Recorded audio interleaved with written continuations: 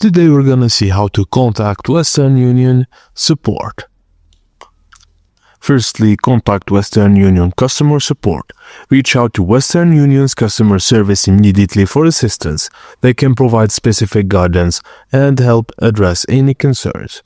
Also ensure that all the information provided during the transaction, such as recipient details and payment information, is accurate and consistent. And finally, check your account for any unusual or unauthorized transaction that might have triggered the error. Adhere to any additional security measures or verifications steps as instructed in Western Union to validate your transaction.